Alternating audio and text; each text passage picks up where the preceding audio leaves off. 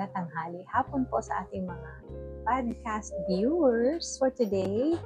Sana po you're having a good time kasi definitely every podcast, masaya po ang feeling namin ni partner. Di ba, Casey? Masaya lang po. Masaya kami kasi syempre, lagi naman yun lagi sinasabi sa akin ni partner na pagtawag dito na everyday is a blessing, ganyan, and then nag-motivate siya sa parang, di ba, everyday, lalo na sa mga nangyayari, sa mga plan in the future, ganyan. So, today po, yun po yung topic namin, like aging gracefully. Yan, no? Kasama ba yung longevity dyan, no? Siyempre. Oo, di ba? No? Siyempre, kailangan umaba ang buhay mo. Umaba ang buhay natin na maganda. So, partner, ikaw ba rin ang mas gusto mo noong 10 years old ka, 20, 30, o ngayon? Ang ganda. Ang cute. Ang ganda ng binigay niya. Wow, kawaii. Do ate, parang iba na. Oo nga. Ganda nung matcha namin. It's okay. Ay, baka hindi nila makita. Oh, ang ganda. Yay! Yan, tingnan mo nagpipicture kami palagi. Pagka kami nagkakape or nagpipi. Alam mo, this is one of our favorite places ni Casey. This is the place where we rekindle. Nagkabalikan kami ni Casey here in this place. Kaya this is so memorable to us. Take note po, hindi po kami naghiwalay Medyo hindi lang kami nagkita for a long time. Kasi yes. siyempre, na-busy kami both sa mga kanya-kanyang buhay. So nung nagkita kami ulit, dito yon. So this is really a nice place and a memorable place for us. And actually, this is a gem here in Osaka.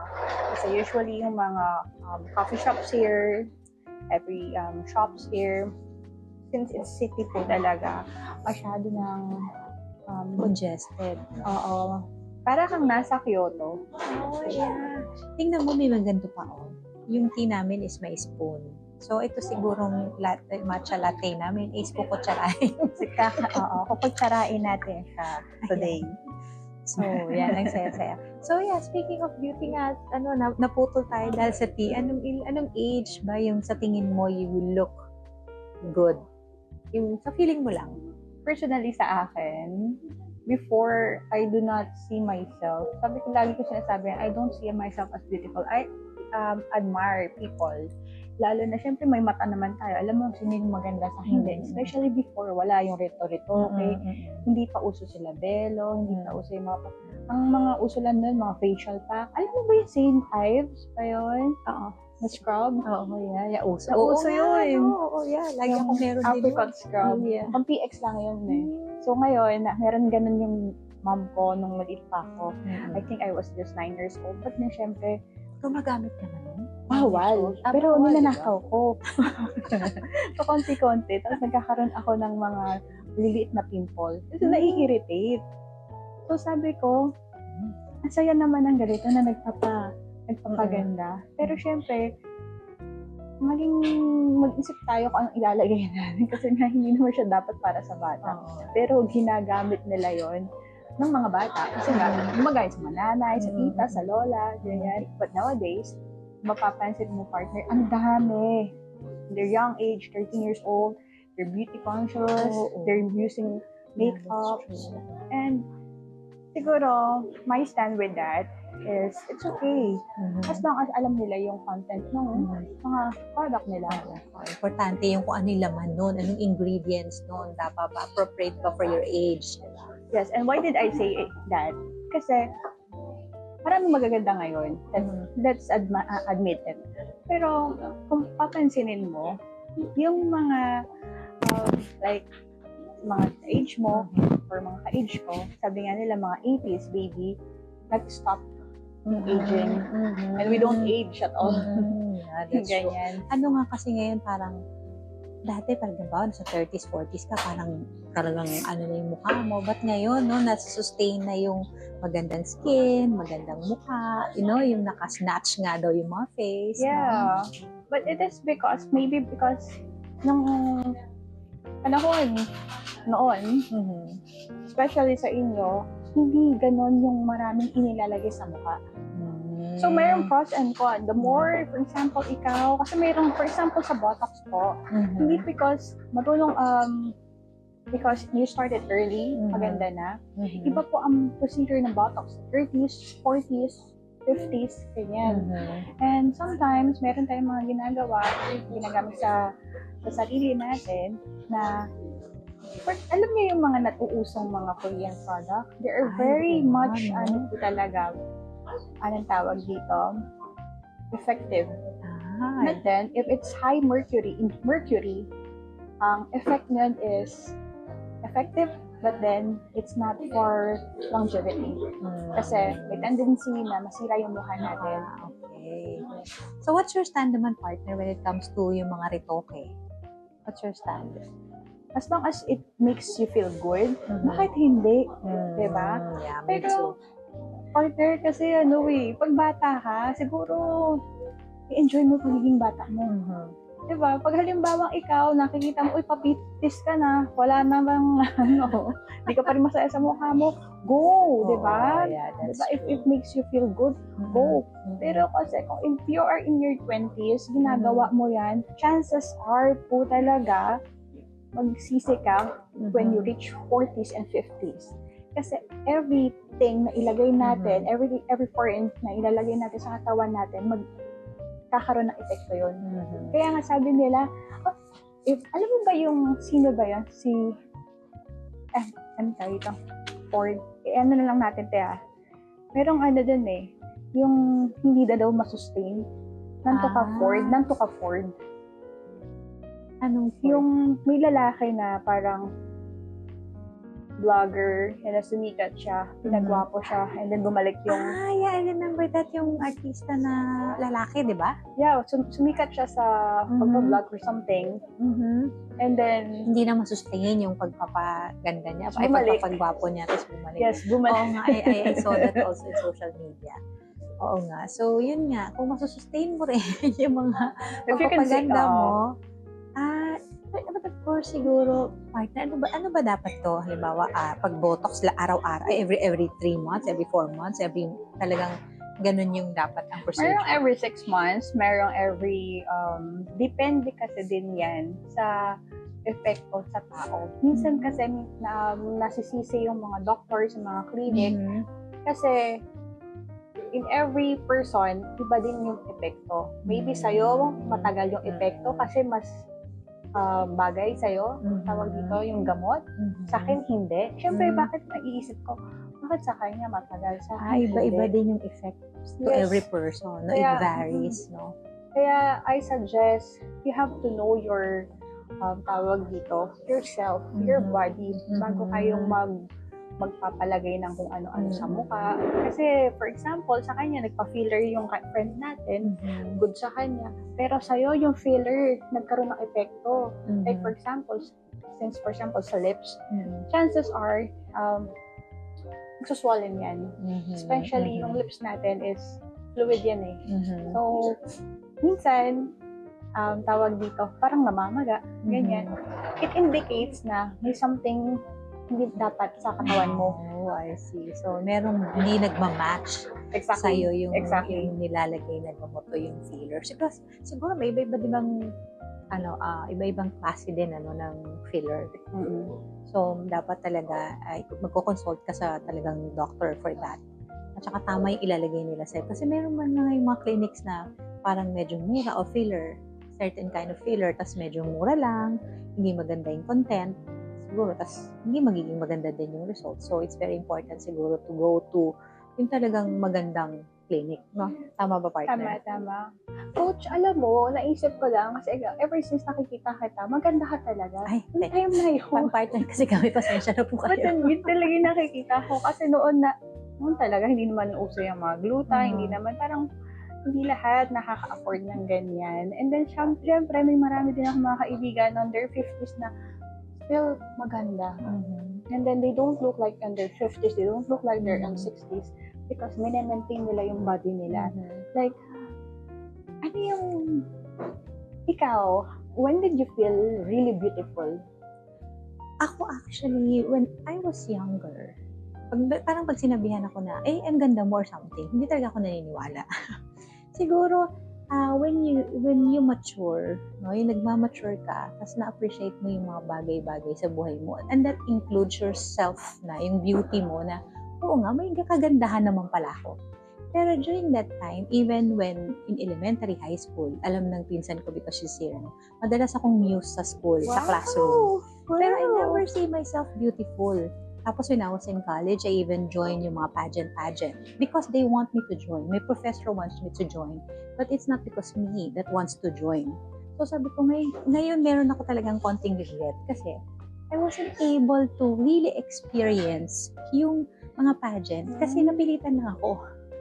Yung alam mo, sayang. Sabi ko, nga sana talagang pinili ko yung moment. No? Kasi sayang. Kasi nga, I didn't really see myself na hindi rin ako confident woman before. Parang, kaya lang ako nasali kasi they'll be providing for my gown, they'll be providing for all this and that. Pero yun talagang ako. So, yun. Siguro as you mature, doon mo na-appreciate sa sarili mo. Doon lang din ako nagandahan. Sa sarili ko. Pasensya na kayo. Ako naman, kasi I never see myself beautiful before. And then, sabi nila, hindi naman naniniwala. Nung bata kasi ako, I felt like I don't like what I see in myself kasi parang maaga ako nag-mature yung body ko. Malaking bulas, no? Malaking bulas ka Oo, kasi. pero yung mga partner, 14 years old ako, nililigawan ako ng mga seaman. Oo. Yung mga parang kakagraduate lang ng college na naging friend, masok sa office ng papa ko, yung mga ganyan. Parang, uy, bata pa ako. Parang nakakadiri kayo. Ganon, di ba? Tapos, habang tumatanda ako, naisip ko, why don't I look like them, my age? I look mature. Pero, this is the catch. After ko nanganak, parang nag-stop. Oo, yan. That's the beauty of it. Sabi nila, mayroon daw mga ganun tao. Minsan, maaga ka nag-age. But then, it will suddenly stop. And, nag-stop na yun. And you will not look like, alam mo yung parang double ka agad yung age mo, yung ganyan, magmumukhang matanda na, and then some of my hair nga, yung mga yung maganda para sa akin before, nakita ko sa recently na, medyo sila yung nagbago na. So, is there any like beauty regime that you do para to maintain yung yung looks mo? Now, of course, meron. Meron akong mga ginagawa, especially now, mahilig ako magpa-beauty, nasa beauty industry din ako. And I just want to reiterate, my partner here is in beauty industry, kaya you can really see in her face yung interest niya of this topic. Talagang natutuwa siya sa topic na to. And of course, sana she can share with us yung mga secret niya. Makinig tayo, mga kababaihan dyan. Well, yun po, first and foremost, ako personally, I do believe in cleansing your face. Kasi may mga tao talaga na they keep their makeups on, especially pag natutulog sila. They don't double cleanse. Yung mga tinitik for granted nila na okay lang maghilamos. You have to cleanse your face. Tapos talagang yung sunscreen, importante yan. Partner, sabi nila, it's in the genes. Maybe it is in the genes. Pero alam niyo po, maraming beses sa buhay ko, gigising ako, I look so tired, look matanda.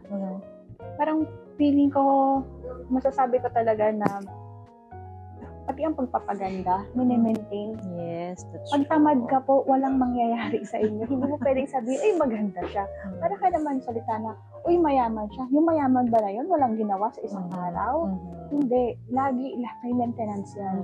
And siguro, for me, yung beauty po kasi, hindi lang dahil I wanna look good in the front of people, but then, to present myself. This is how I present myself. If I respect people in front of me, I will dress well. Yes, that's true. Kahit naman mahirap ka pa, I will dress well kasi nire-respeto kita. Para naman sinabi natin na, may pupunta si Coach Line sa bahay, friend ko naman yan eh. And then I will not present a good place sa'yo. Parang disrespectful yun. Yeah, tama. If you're going to meet someone, tapos parang hindi ka man lang nag-prepare, it's a sign also of respect nga naman dun sa ibang tao na, dun sa imimit mo na parang hindi mo siya pinaghandaan, di ba? And of course, isa pang maganda about yun nga, preparing for others, no, is it would also gain respect dun sa'yo, sa sarili mo. I-respect ka din nila, di ba? So, yan, partner. It's may ano siya, it's correlated, no? And partner, yun bang sa mga beauty regime mo, ano ba yung pwede mong ma-share sa amin? Like, what you do in the morning? In the gano'n? morning ko, like kasi sabi to, hindi ko kinag-eat to. Siyempre, if you know guasha, have one sa bahay. Mhm. Kasi it will help yung i-diff off yung face mo. Teka, ako hindi ko alam yun. Yung guasha po, will yung pang-massage. See, ay, yun ba yung parang may roller na, na marble? Yes. Hindi. Ayan yun. Pwede rin naman yun, but Mhm. usually it's just on marble or maybe stainless, parang ganyan. Mhm. Na pwede natin gamitin. Yung sa mga incheck-incheck, actually po yung mga ginagawa natin sa Pilipinas noon, feeling ko lang ha, it helped me. Kasi before, naalala ko, maraming mga ganyan sa Chinatown. And meron kaming mga helper before. Mhm. And then they said, this one will help me. Parang for me, parang ano ba yan? Mga shinsansu ba yun? Alam mo ba yung mga nilalagay sa mukha? familiar yung chinchon soup. Noon, medyo harsh Mhm. yung mga ganyang ingredients. Mhm. But then, it helped naman. Parang, mas na ano ko siya, mas na tawag dito. Ano ba yun? Mas na-appreciate ko siya ngayon. So, you applied those chinchon soup? No. Yung mga gua sha and also the eyes. It's The very good po na also yung to wash your face in the Mhm. morning with ice water. oo, maganda nga yun. Kasi Kasi- yung cold ng water na It yun. will help you preserve. close your pores. Mhm. Tama. So, that's in the morning. Tapos paggabi naman, Paggabi, ganun din naman. And then I have some my regimen. Pero yun lang, partner, sasabihin ko talaga, anything when it comes to your body, when it comes to your face, huwag po sana natin to kinakatamaran. Kasi minsan kahit wala naman tayong pera, anything that you have in your house can help. Especially in your kitchen po. Hindi not necessarily na mahal yung gagamitin. No? What's important is yung ginawa mo yung process na like washing your face, malinis, yung and what is it again? Wash, di ba? You do that. So, para ma-maintain talaga. Yan. And that's a face. Yun about sa body naman.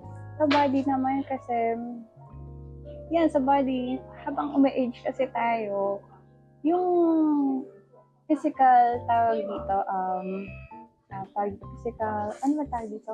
Training. Motion natin. Okay. Will help us. Ang problema lang kasi, mahirap po talaga magpapayat, mag-maintain.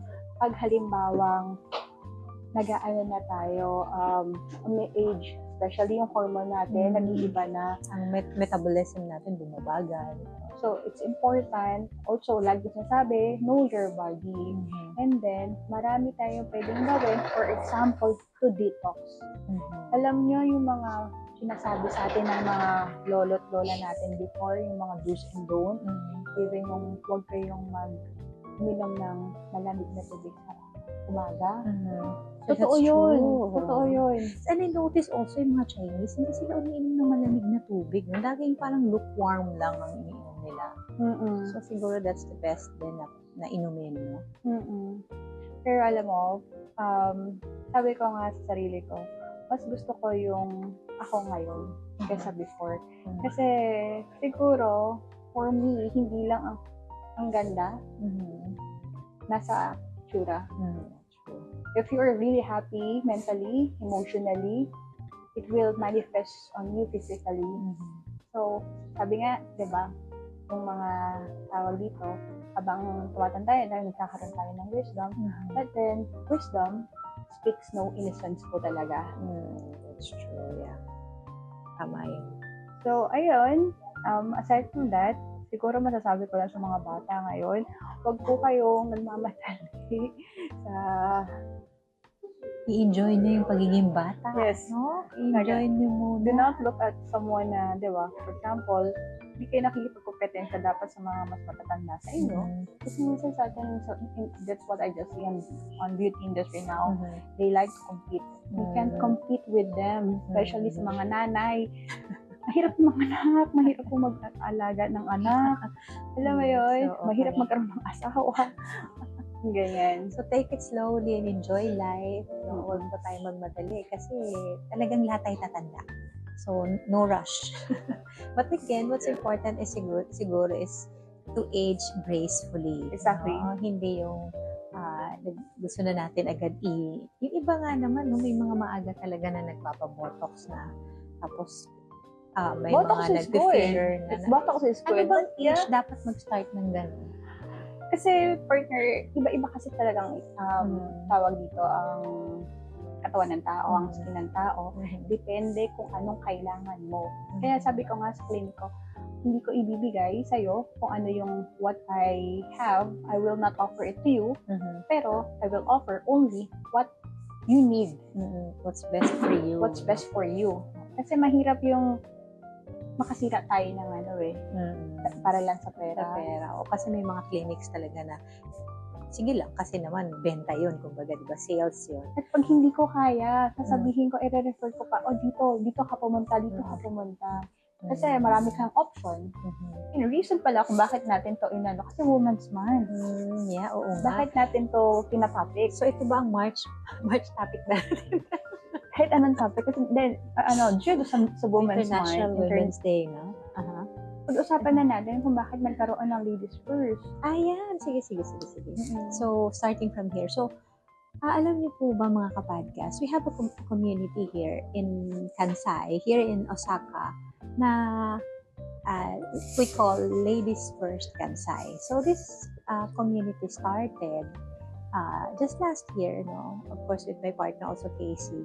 Nag-umpisa to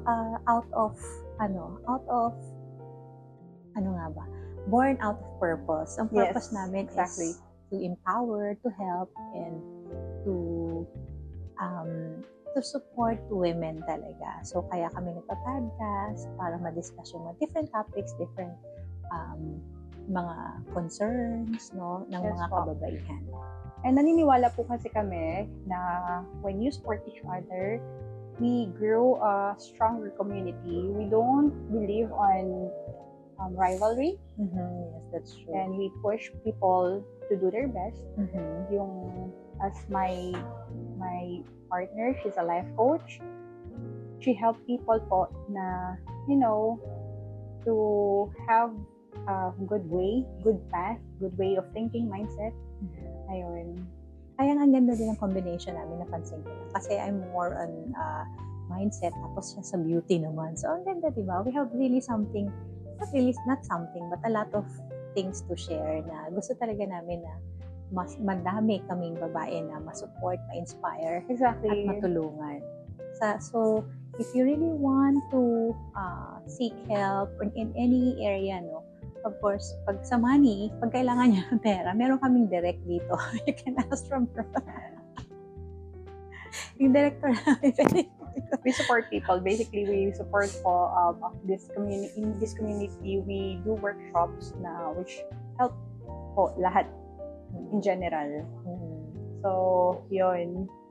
So, hopefully, you can join us sa aming event. Meron kami actually event is coming March 8 in celebration of International Women's Day.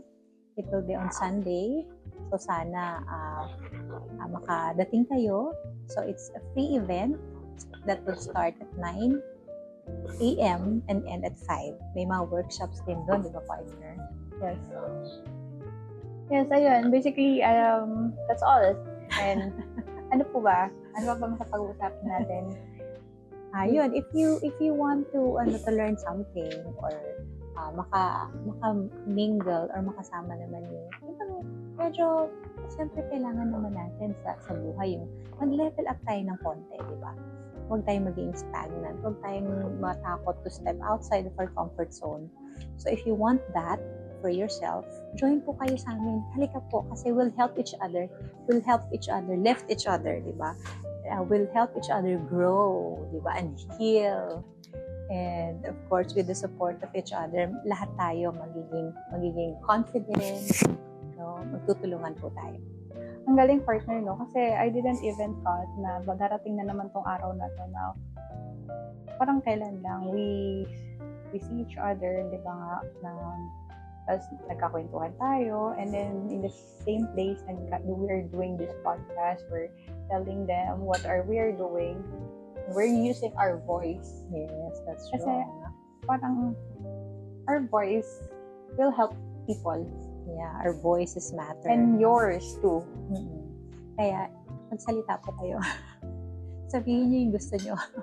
Because the universe hears you. And of course, we hear you also. So, yan lang. Dumadami na naman po yung tao at lumalamig na yung matcha namin. Sayang naman. So, Till then, bye!